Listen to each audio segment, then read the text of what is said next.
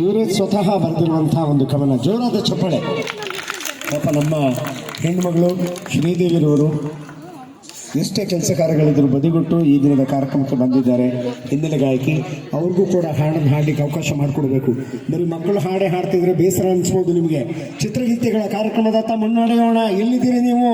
ಇದಾದ ತಕ್ಷಣ ಇನ್ನೊಂದಾದ ತಕ್ಷಣ ಕೀಬೋರ್ಡ್ ಆದ ತಕ್ಷಣ ನಮ್ಮದೇ ಕಾರ್ಯಕ್ರಮ ಅಂತ ಹೇಳ್ತಾ ನಮ್ಮಲ್ಲೇ ತೀರ್ಮಾನ ಮಾಡ್ಕೊಳ್ಳೋಣ. ಇಲ್ಲಿ ನೆರೆದಿರುವ ಎಲ್ಲ ಕನ್ನಡಿಗರಿಗೂ ಕನ್ನಡ ರಾಜ್ಯೋತ್ಸವದ ಶುಭಾಶಯಗಳು. ಕನ್ನಡ ಕರ್ನಾಟಕ ಅಂದ ತಕ್ಷಣ ನಮಗೆ ನೆನಪಾಗುವುದು ರಾಜ್ಕುಮಾರ್ ಹಾಗೂ ಅವರ ಮಗ ಪುನೀತ್ ರಾಜ್ಕುಮಾರ್ ಅವರು. ಅವರ ಬಗ್ಗೆ ನೀವೆಲ್ಲ ಬೇಕಾದಷ್ಟು ತರಹ ಅಭಿನಂದನೆಗಳನ್ನು ಅಭಿಮಾನವನ್ನು ಸೂಚಿಸಿರಬಹುದು. ನಾನು ನನ್ನದೇ ಆದ ರೀತಿಯಲ್ಲಿ ಕವನವನ್ನು ಬರೆದು ಅವರಿಗೆ ನನ್ನ ಅಭಿನಂದನೆಗಳನ್ನು ಅಭಿಮಾನವನ್ನು ಸೂಚಿಸ್ತಾ ಇದ್ದೇನೆ. ಕನ್ನಡ ಕಣ್ಮಣಿಗಳಿಗೆ ನನ್ನ ನಮನ.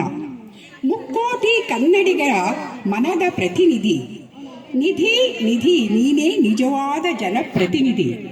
ಮೆಚ್ಚಿದೆ ನಿನ್ನ ಕಲಾ ರಸಿಕತೆ, ಪಡೆದೆ ನೀ ಜನಪ್ರಿಯತೆ. ನವರಸಗಳ ನೈಪುಣ್ಯ ಮೆರೆದು ನಟ ಸಾರ್ವಭೌಮ ನೀನಾದೆ.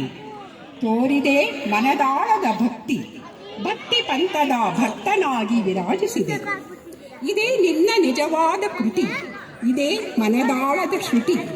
ಸಹಜ ಸೌಮ್ಯ ಸರಳತೆ, ವಿಶಾಲ ಹೃದಯದ ಮಮತೆ, ವಿನಯ ವಿದ್ವತ್ತು, ಅಪಾರವಾದ ಕಲೆಯ ಸಂಪತ್ತು. ನಿನ್ನ ಪ್ರತಿಭೆಗೆ ಸಂದಿತ್ತು ಅನೇಕ ಪುರಸ್ಕಾರ. ಆ ಪುರಸ್ಕಾರಗಳಿಗೆ ಸಂದಿತ್ತು ನಿಜ ಗೌರವ.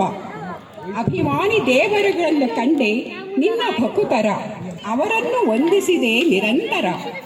ವಂದಿಸಿದವರಿಗೆ ಪ್ರತಿವಂದಿಸುವ ವಿನಯವಂತ, ಎಲ್ಲರ ಮನವ ಗೆದ್ದ ಶ್ರೇಷ್ಠ ಗಾಯಕ.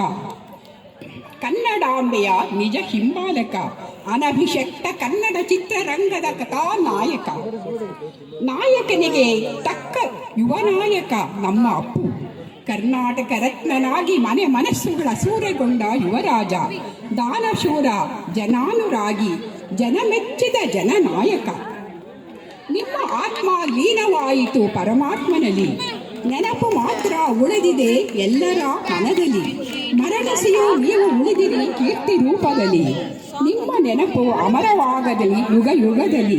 ನೀವು ತಂದಿರಿ ಮನಕ್ಕೆ ಆನಂದ, ಮುಕುತಿಯ ಕರುಣಿಸೋ ಗೋವಿಂದ.